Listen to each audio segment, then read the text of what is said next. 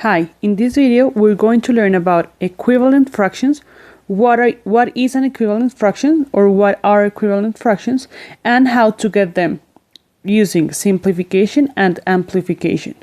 So first of all, I need you to understand what is an equivalent fraction. So I have these two examples and we're going to represent them for you to understand what we mean when we talk about equivalent fractions.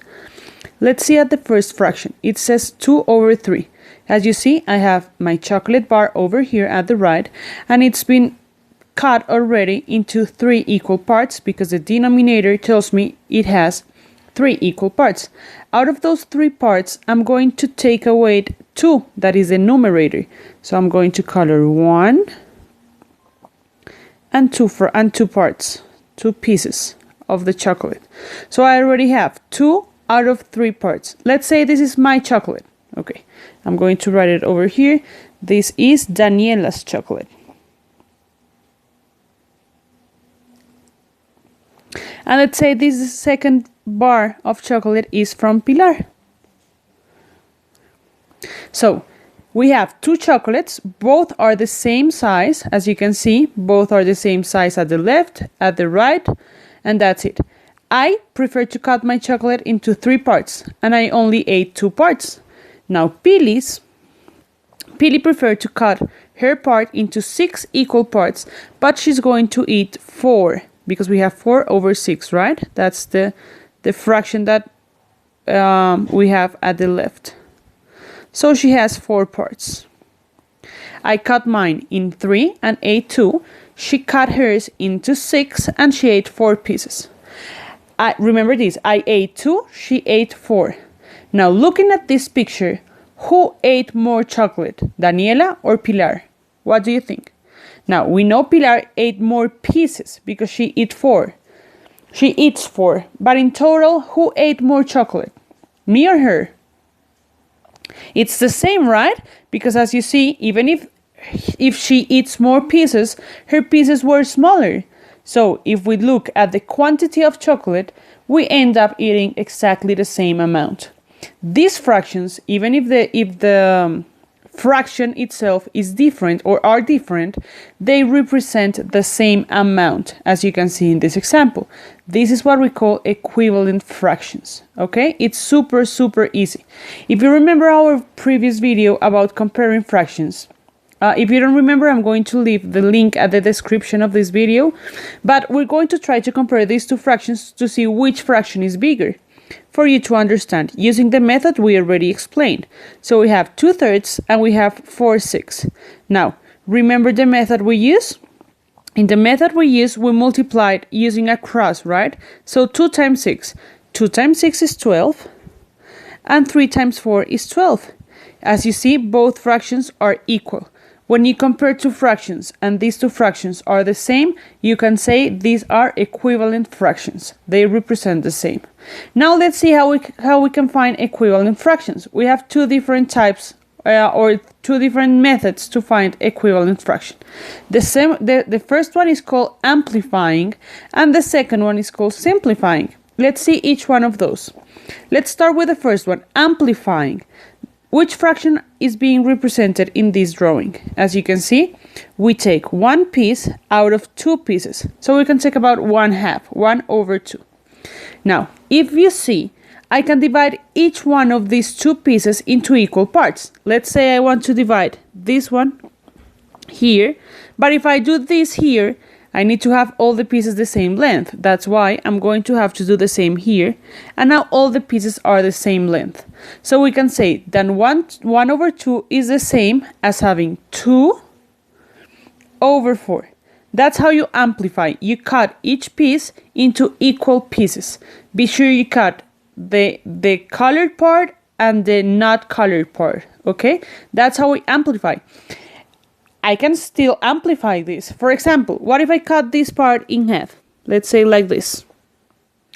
It's okay, right? But I need to cut all the pieces the same. So if these 2 pieces are this small, I need to cut these ones in half, these ones in half, and these ones in half.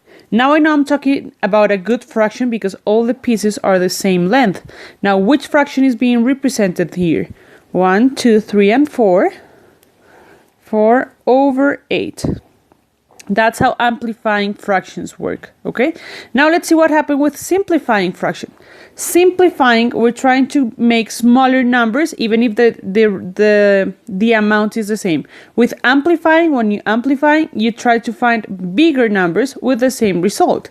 In simplifying, you try to find smaller numbers, okay? So instead of writing new lines, we're going to erase lines. Let's see which fraction is being represented here. We have 1, 2, 3, 4, 5, 6 parts.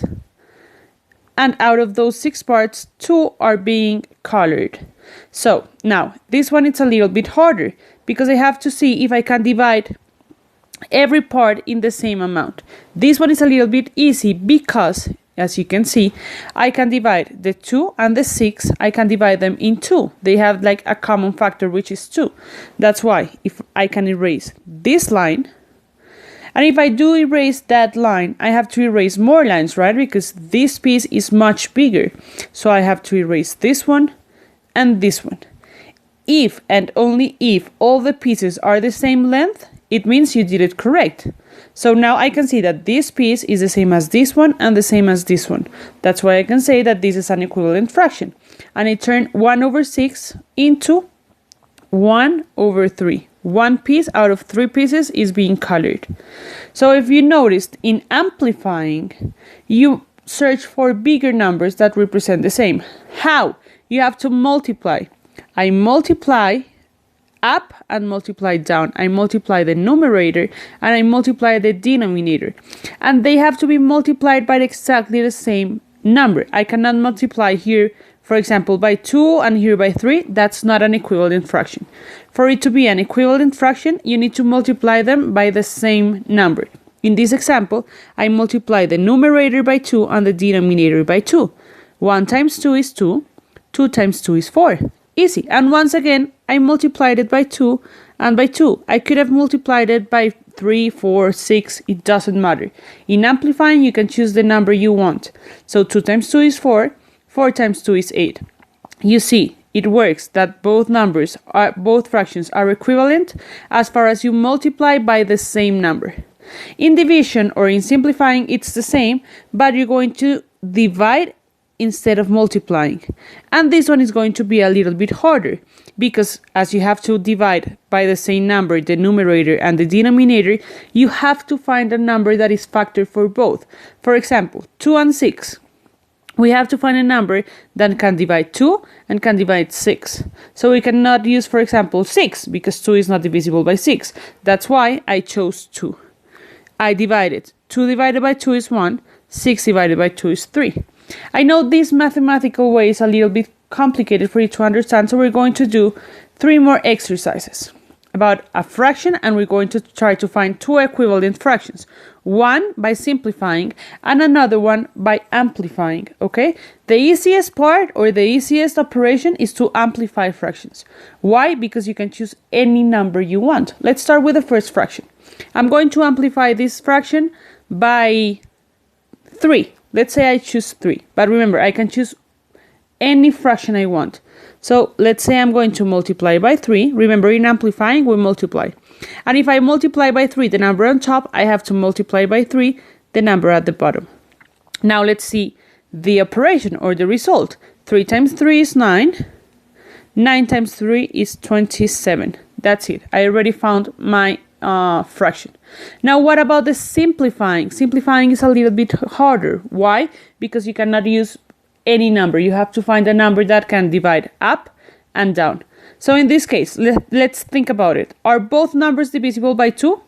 No. Are both numbers divisible by 3? Yes. So I can divide this one into 3 and divide this one into 3. And I'm going to write the operation right here at the left. 3 divided by 3 is 1. 9 divided by 3 is 3. If both numbers are divisible, it works. This means that 1/3 is equivalent to 3 nines, and 3 nines is equivalent to 9/27. That's why 9/27 is also equivalent with 1/3. Easy.